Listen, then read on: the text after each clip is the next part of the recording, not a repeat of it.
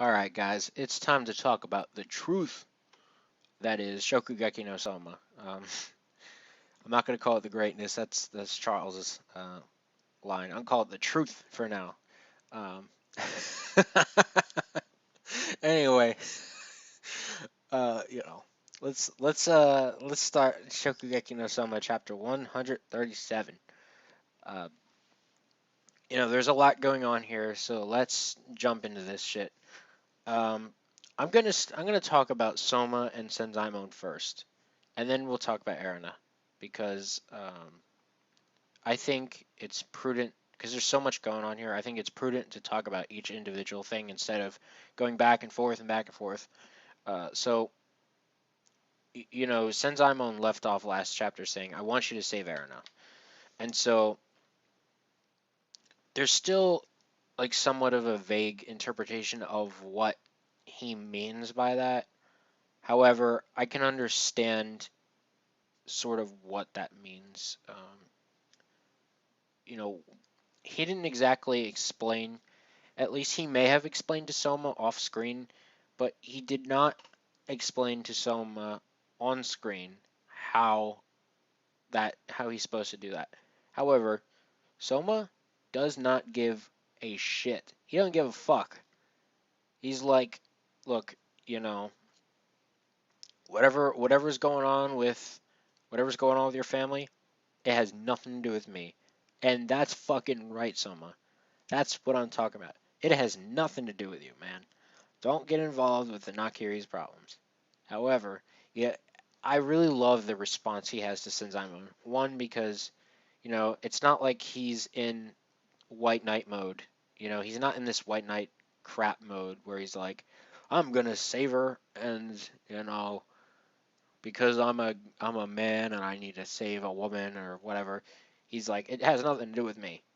I have one goal, and that's to make her say that my food is delicious, um, or it's good, or whatever.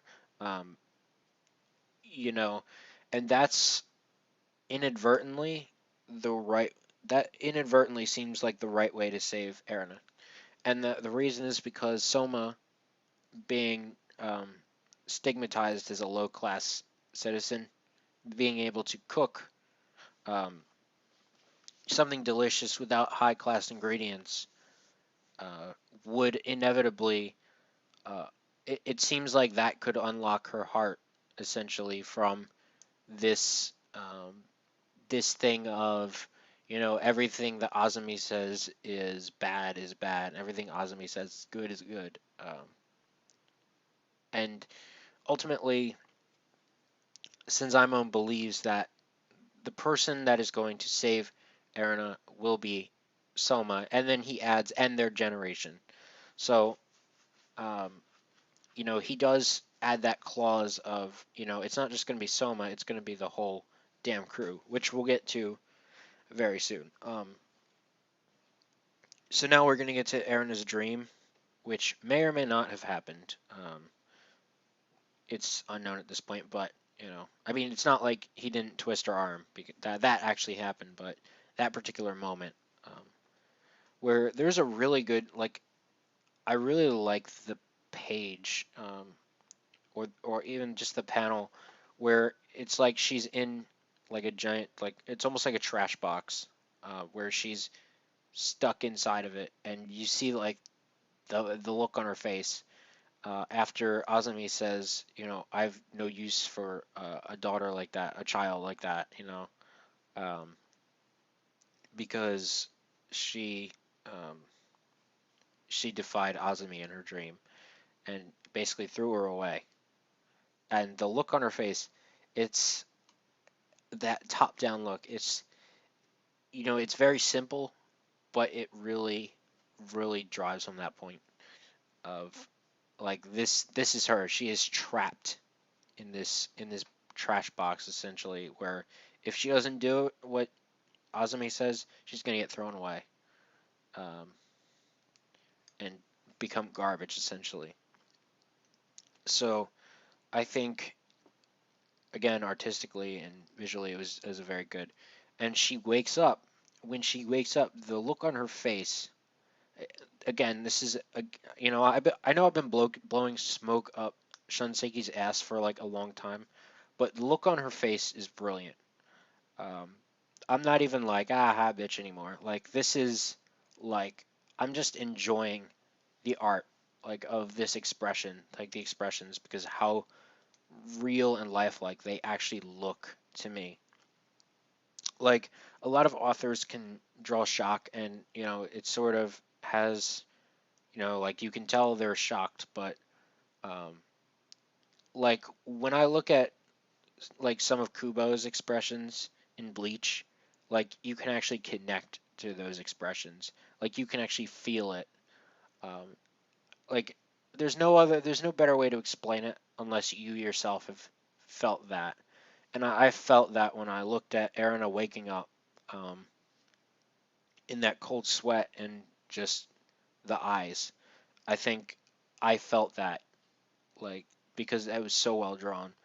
Um, but I'll stop blowing so much smoke up his ass, at least in this review. Anyway, you know, there's a very small part about the Elite Ten.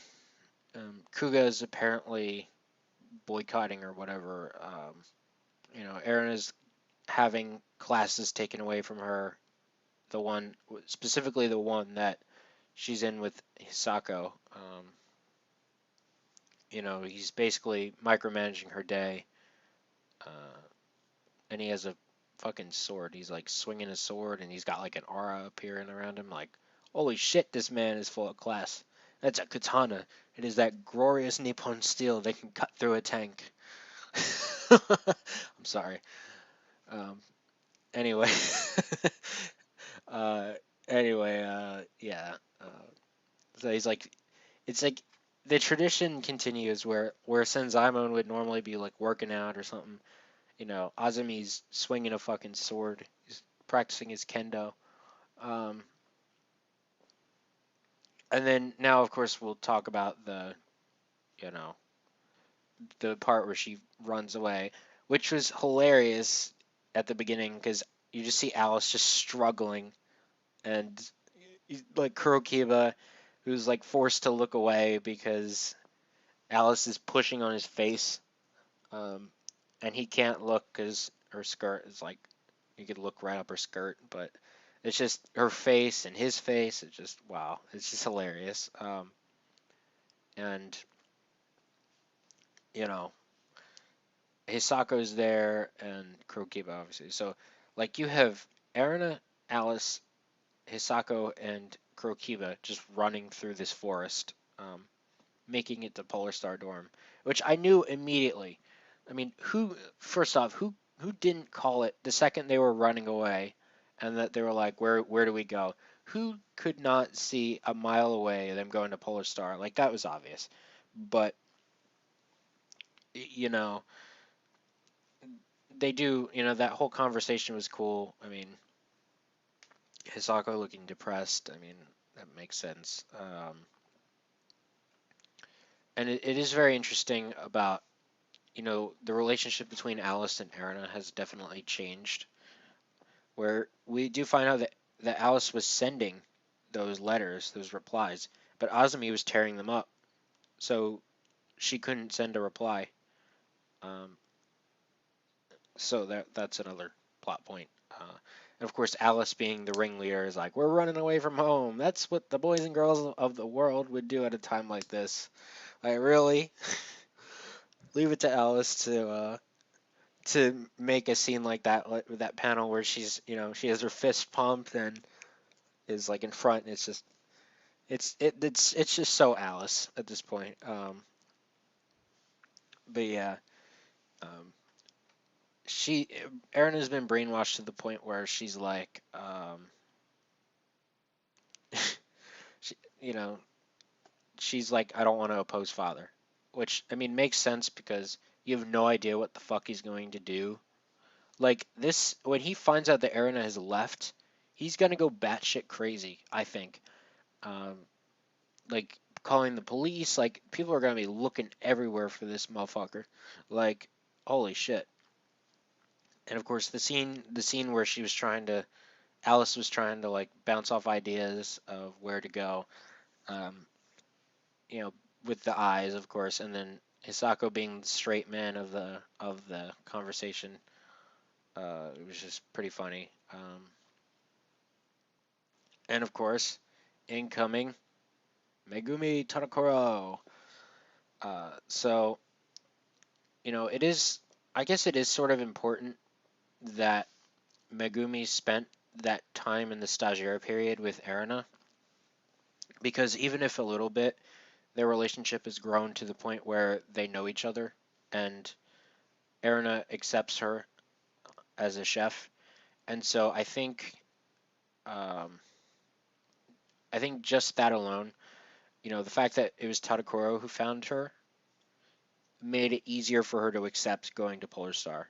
Um, Even though she hasn't made an answer yet, there's no fucking way they're not going to go into Polar Star dorm. Like it's happening, guys. Is she going to be a she's going to be a resident of Polar Star dorm if she can get away with this.